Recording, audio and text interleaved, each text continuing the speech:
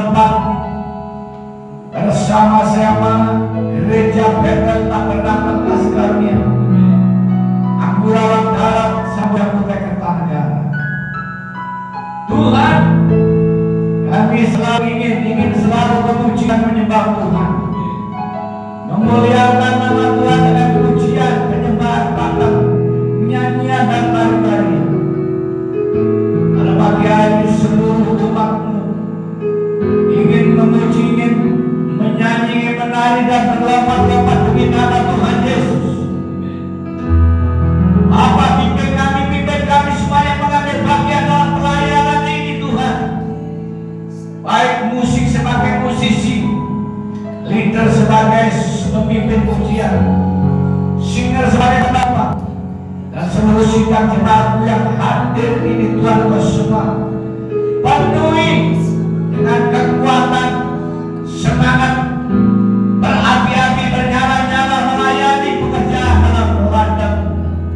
Bapa, Kau pimpin kami, arahkan kami semua di dalam nama Bapa, Putra dan Roh Kudus. Dalam nama Tuhan Yesus kami buka ibadah ini. Haleluya. Amin.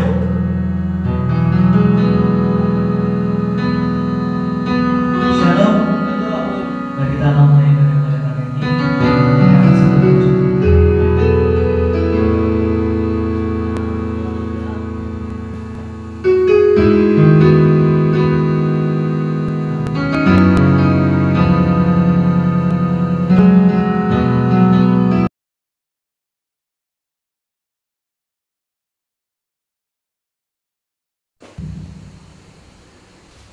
Efesus pasal yang kedua,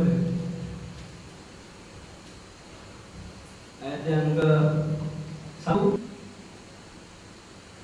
sampai ayat ke-5. Saudara, dua satunya. Aku matikan pelanggaran-pelanggaran saudaramu, kamu di dalam karena aku di dalam dunia ini. Kamu tahu masa karena kasar, yaitu sekarang sedang bekerja di antara orang.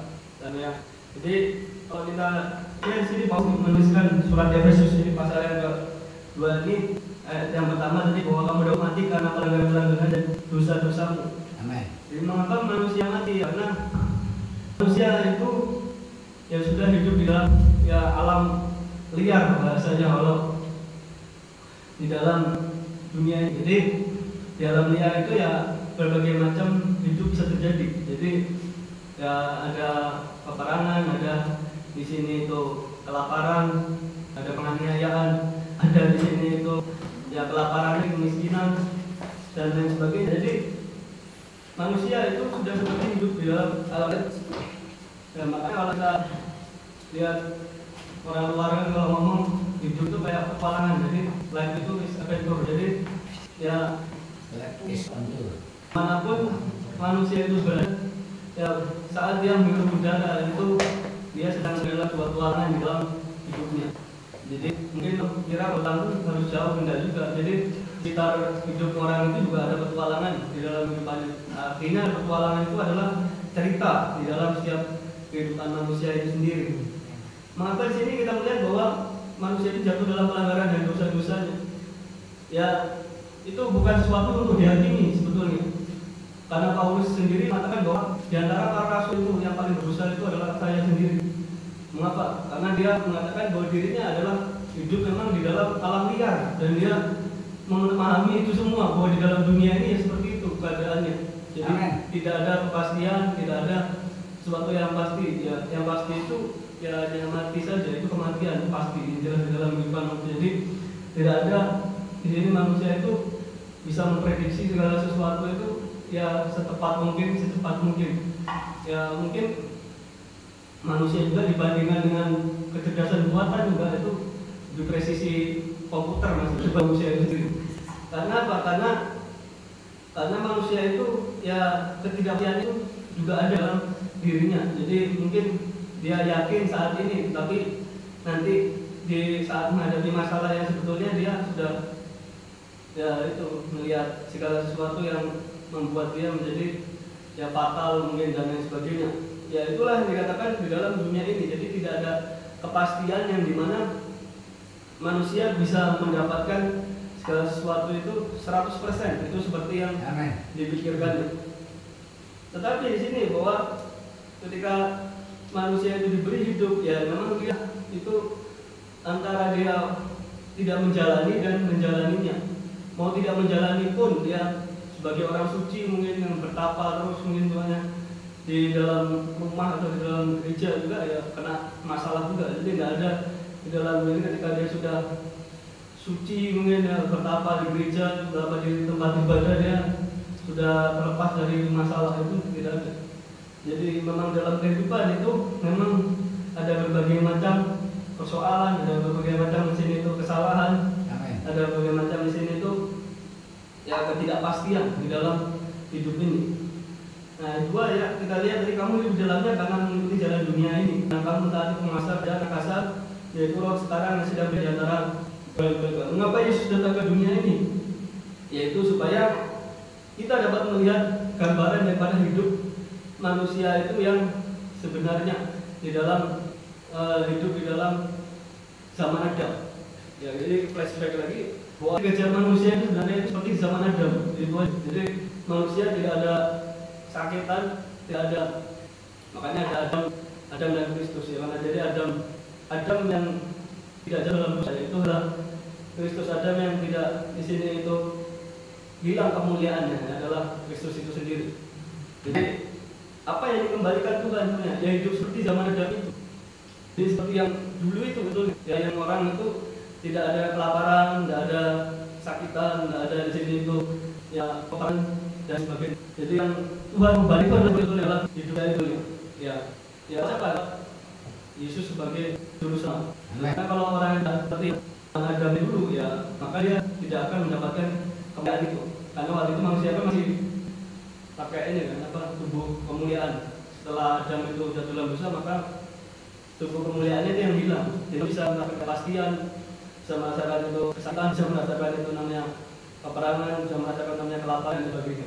Jadi di waktu zaman yang di Taman Eden itu tidak ada, hidupnya baik-baik saja, semuanya itu ya damai-damai saja. Bahkan dijelaskan itu zaman Eden itu di mana di luar itu hidupnya manusia, termasuk bisa kalajengking, ya singa itu dan sebagainya itu temannya manusia. Nah, jadi yang dikembalikan oleh Yesus itu ya temannya Adam itu tadi sebetulnya. Jadi zamannya orang itu di dalam kemuliaan. Jadi sama hewan itu ya kita tidak bermusuhan, hewan bertemu kita tidak memaksa kita. Coba kita ke kandangnya, diterik dulu ke kandangnya buaya, ya jadi makanannya kalau masuk dalam. Tapi di zaman yang ada dulu ya, ada semua berdamai semua kan ada gambarnya juga. Jadi manusia bisa tidur dengan singa, ya bisa belah dengan singa dan sebagainya. Berdamai. Jadi ya apakah di surga itu ada binatang punya kita tidak tahu. Jadi ada orang tolong yang mengatakan bahwa surga itu sudah bisa digambarkan. Jadi tidak ada namanya surga itu bisa digambarkan. Nanti jadinya imajinasi. Kalau surga itu digambarkan, ya surga itu Yesus gambarkan tempat damai itu aja pokoknya. Tempat yang damai yang dimana selama kita di dunia ini kita merasakan sakit, merasakan ya penderitaan, merasakan ya peperangan dan sebagainya, kelaparan mungkin di dalam dunia manusia ya itu tidak sebanding dengan nanti yang ada di surga sana yang digambarkan itu ada emasnya. Saya tidak peduli itu ada emasnya atau ada pilihannya juga, tapi saya berpikir pasti di sana ada tempat rest in peace ya, dikatakan kalau ada orang mati di luar negeri itu kan tulisannya masih ada RIP gitu, rest in peace. Jadi di situ adalah tempat damai, pokoknya yang dikatakan surga itu intinya itu. Jadi saya tidak berani gambarkan itu bentuknya kayak mana surga itu. Nanti salah lagi ya, dihujat lagi. 3 sebenarnya kalau kamu semua juga terhitung di antara mereka. Kami hidup di dalam hawa nafsu daging dan roti tidak daging yang kami yang jahat. Pada saat kami adalah orang-orang yang berbaik sama saja mereka yang lain. Jadi yang mengapa demikian ya, karena memang di dalam daging itu manusia merasakan tadi penderitaan. Ya saya tidak akan ngomong itu dosa yang percaya maupun bagian itu aja, tapi sakit pun itu dosa. Jadi manusia itu sakit itu karena apa? Yang damai itu tidak ada sakit, yang damai itu tidak laparan, yang itu tidak ada berita. hidup batinnya jiwanya, tapi dia ya seperti orang ini merdeka, seperti orang yang ya bebas, seperti orang yang penuh dengan kemuliaan tadi. Jadi yang damai. Nah inilah sebabnya bahwa Paulus menuliskan ini. Mengapa demikian? Ya, dan semua orang tahu bahwa semua itu adalah kasih karunia Tuhan di dalam setiap kehidupan manusia tersebut. Mengapa demikian? Karena karunia Allah itulah yang memahami di dalam setiap kehidupan manusia bahwa manusia itu ya penuh dengan keterbatasan. Ya. Amin. Supaya apa? Karunia Tuhan itulah yang membawa dalam setiap kehidupan orang seperti itu mengetahui bahwa manusia tadi penuh dengan keterbatasan. Ya. Jadi siapa betapun manusia adalah tetap manusia, dia penuh dengan keterbatasan. Karena itu Paulus bilang sini adalah tentang kasih karunia. Semuanya adalah kasih karunia Tuhan yang membuat manusia itu menyadari bahwa di dalam dirinya itu ada keterbatasan. Bahwa dirinya itu ada kekurangan di dalam setiap kehidupan orang tersebut. Ayat keempat ya, dari terakhir ya, intinya. Tetapi Allah yang akan oleh karena kasihnya dan dikasihnya oleh kita, ya ayat 5 telah menghidupkan kita bersama-sama dengan Kristus, sekalipun telah mati kesalahan-kesalahan kita oleh kasih karunia kami diselamatkan. Jadi ini adalah ayat yang sebetulnya tulisan Paulus ya. Entah itu ayat atau apa, tapi ini tulisan Paulus ya, yang di dalam hatinya, di dalam idenya, apa gagasannya dan hikmatnya, bahwa kasih karunia Tuhan itu selalu berbeda dengan hikmat. Amin. Jadi kalau kasih karunia itu tidak dengan hikmat, maka dia tidak akan dapat dijelaskan. Tapi Paulus dengan menjelaskannya dengan sederhana bahwa menghidupkan kita bersama dengan anak yaitu Yesus Kristus Tuhan di dalam kebangkitannya, ya, dalam kematiannya juga kita mati bersama dengan Kristus dan kita bangkit bersama dengan Kristus, dan di dalam karunia itu kita diselamatkan dan mendapatkan hidup kekal di dalam kehidupan kita, mendapatkan kedamaian yang dimana ya dunia ini mungkin tidak ada, tapi di dalam skalanya, dalam kemurahan dan keselamatan kedamaian tersebut yang kekal dia berikan pada kita. Amin. Jadi ya yang terakhir ya sampai 6-7 yang terakhir. Dan dalam khususnya kami kita juga dalam tempat bersama-sama dengan dia juga. Supaya pada masa yang akan datang ia menunjukkan kepada kita kekayaan kasih karunia-Nya yang melimpah-limpah sesuai dengan kebaikannya terhadap kita di dalam Kristus. Amin. Jadi apa yang diberikan dalam setiap manusia itu, terutama setiap anak disebut itu adalah kekayaannya, kasihnya yang berlimpah-limpah tersebut bagi setiap manusia itu. Jadi apa yang kepada manusia yang satu dengan manusia lainnya itu belum tentu sama. Demikianlah Tuhan juga kepada setiap anak-anaknya itu juga dia memandangnya bukan dengan cara yang sama, tetapi dia berbeda-beda. Ya mungkin caranya kasih karunia ini bekerja kepada manusia itu ini begitu, kasih karunia dengan cara yang begitu. Jadi setiap story manusia itu hidupnya, jalan hidupnya beda-beda. Jadi ada yang ya dari yang mungkin ateis kenal Tuhan, dari yang dulu tidak percaya Tuhan, dari yang lahir mungkin dia percaya Yesus ya. Itu sudah ada story-nya di dalam kehidupannya masing-masing, di dalam setiap kehidupan yang dijalani. Jadi di sini intinya adalah bahwa mengapa Tuhan memberikan karunia-Nya dalam kehidupan kita. Yang pertama bahwa Kristus itu ingin membangkitkan di dalam kehidupan kita segala pengertiannya tentang karunia di dalam kehidupan kita dengan di dalam kekurangan kita. Jadi kuasa Tuhan itu bekerja bukan di dalam kekuatan kita, tapi di dalam kekurangan kita, dalam dosa kita juga, ya kan, dalam kesalahan kita, dia bekerja dalam itu. Jadi kita merasa tidak berdosa, tidak penuh kekurangan dan penuh dengan kehebatan, maka di situ kasih karunia itu ada bekerja. Tapi saat kita tahu bahwa diri kita orang kurang, orang berdosa, orang yang tidak mampu, tapi kasih karunia Tuhan di situ, Yesus Paulus mengatakan bahwa dalam kelemahanku kuasa Tuhan atau karunia Tuhan jadi sempurna. Amin.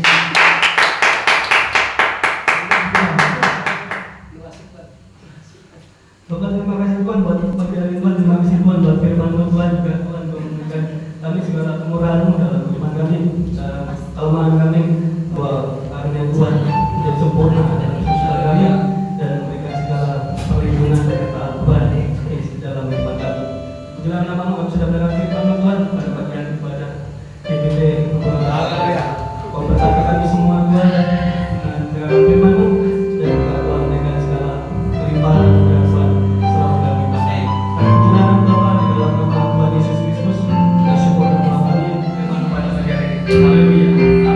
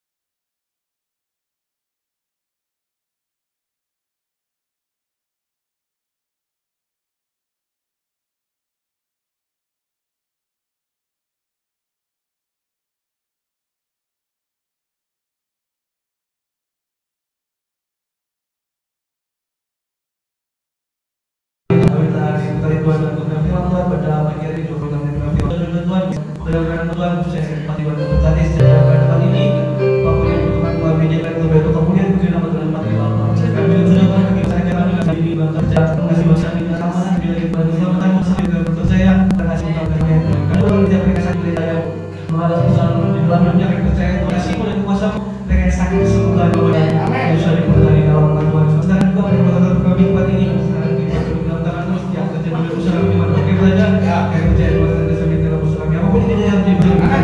di dalam bantuan kami juga akan memberikan kesempatan dalam apa yang diperlukan ya selamat bantuan Tuhan haleluya mari kita akhiri baik mari kita naikkan satu lagu kesukaan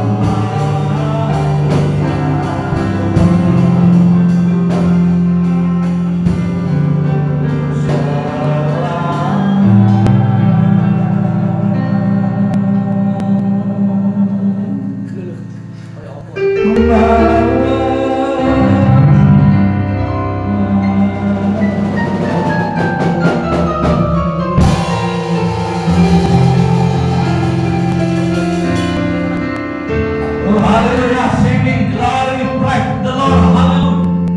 Terpujilah nama Tuhan kekal selama-lamanya. Inilah pujian kami, inilah penyembahan kami, inilah ibadah kami. Siang hari ini kami telah menyelesaikan ibadah bersama-sama. Dan kini kami akan kembali pulang ke rumah masing-masing. Bapa bimbing terus pimpin kami, hentarkan dan bawa terus kami sampai ke tujuan kami masing-masing dengan selamat. Saudara-saudara kekasih, pulanglah dengan damai sejahtera, bawalah sukacita dari Allah Bapa, Putra dan Roh Kudus. Dalam nama Yesus Kristus Tuhan, penebus juru selamat kita yang percaya katakan amin. God bless. God bless.